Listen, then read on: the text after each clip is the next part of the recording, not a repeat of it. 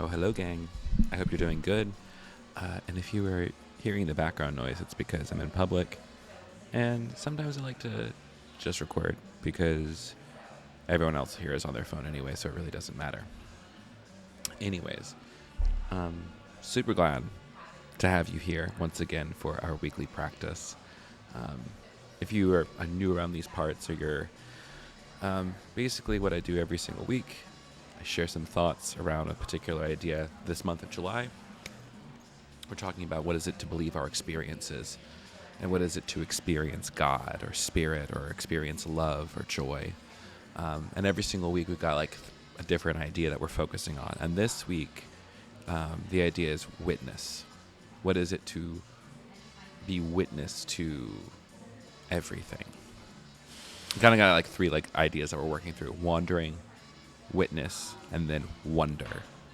All of these things having to do with experience, because I really do believe that we do not need faith. We need experience. We need to see what actions lead us towards greater liberation, greater levels of peace. We need to look at what actions we take and what we actually believe about what's going on and see if it's actually leading us towards greater peace, right? And so,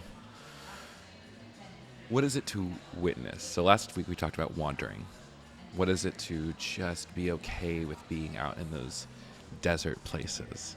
And what is it to find stillness in those desert places? I was just having a conversation with one of my clients today, someone who I work with in the practice cohort. And something they said was, I feel like if I just kept asking, what are you doing to slow down? What are you doing to find peace? What are you doing to get centered? And they said, well, I feel like when I slow down, like they started getting choked up, all of the feelings are going to catch up. Here's the deal, is that like when we don't bear witness, and when I say witness, I mean look at it, see it, name it, and not judge it. To look at something clearly and look at it with compassion. Because the reality is, you are not that thought. You're not that emotion. You are not whatever circumstances are happening to you. You're the one who is bearing witness to it all. So let's just do a little thought experiment for a second. I want you to close your eyes, and I want you to just say hello in your mind.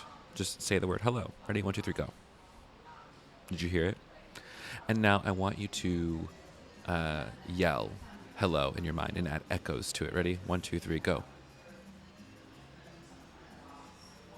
Did you hear the echo?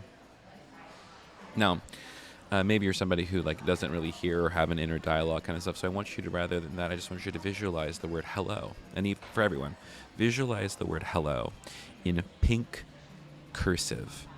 And then I want you to give it a purple outline, like Lakers yellow and purple. And then I want you to add some triangles around it. Big, small, like very 90s-esque.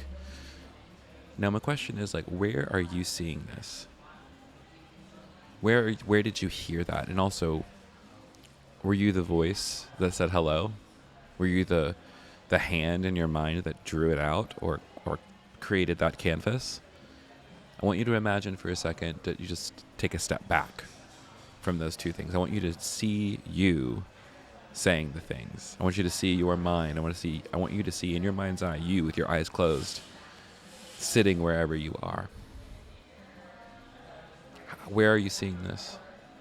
How are you seeing this? How are you experiencing that? And if you haven't opened your eyes yet, you can go ahead and do that. But that right there, that little experiment of just taking a step back, of just being aware that you're aware of thoughts and feelings. I would say, like, all the things that are occurring in your mind, all the I statements, all the feelings, emotions, fears, you are not those things. You are the one who is noticing those things. And so when I say witnessing, that's what I'm talking about. And then not to look at something without judging and just see it. It's like, you look at a plant and automatically say, oh, that's pretty, or that's ugly. Rather than just seeing it. It's like looking at the sky and trying to give it meaning. We try to do that way too often, rather than just seeing it all Because like what will happen is like a thought or a thought will come up, an emotion will come up, and we'll automatically judge the thought and be like, I shouldn't have that thought. I should be over that. I shouldn't be feeling that way. Well, you do. The answer is not to push the thoughts away or push the feelings away. The answer is to give it compassion. The answer is to move deeper into a place of love and compassion and understand, like, what is it to witness my thoughts?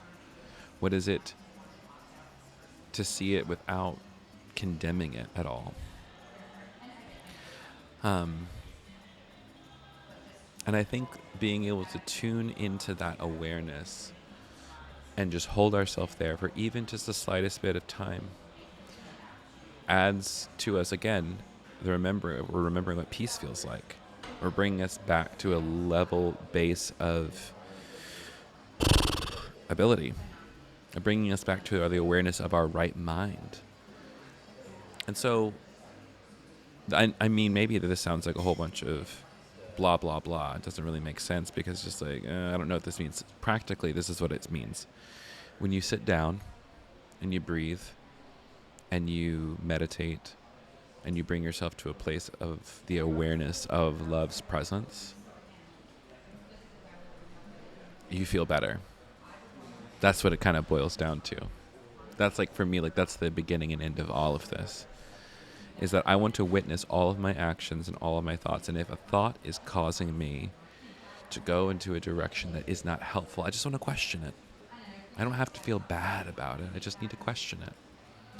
So my encouragement for you this week is, what would it be like for you to just notice everything? And whenever a feeling, a thought, or an emotion comes up that causes you to feel stress, anxiety, sadness, fear, whatever it is, I just want you to say, that's interesting.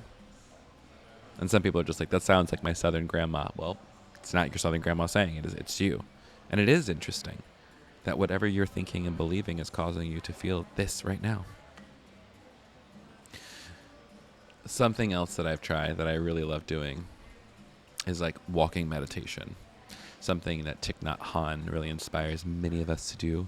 What you want to do is go walk around your neighborhood. Take a stupid mental health walk for your stupid mental health. And pretend like you've never seen anything before. Pretend like you've never seen a tree before. Like, just be like, whoa. Like, let your eyes get a little wide and just look. Apparently all those trees out there are eating sunlight, turning it into glucose, which is then turning it into food for the tree. Apparently there's nutrients inside of the soil that the tree is absorbing through its roots. Incredible. And somehow producing enough oxygen for you and me to breathe.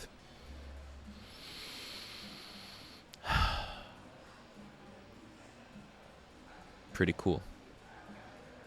It sounds very strange, but I'm just here to tell you, like, this piece that I'm talking about, it's available to you. And I hope that these ideas that I'm sharing are helpful. Please let me know in the comments if they are. If it doesn't make any sense, also tell me that, and let's tailor this to something that could actually be helpful for the group. I'm looking forward to talking more with you about these things. A lot of these ideas are coming from my new book, so like, it's also really fun to try them out here to see if they make any sense whatsoever. So please let me know in the comments what you think. I'm going to post a little guided meditation in just a minute, and love you. Have a great week.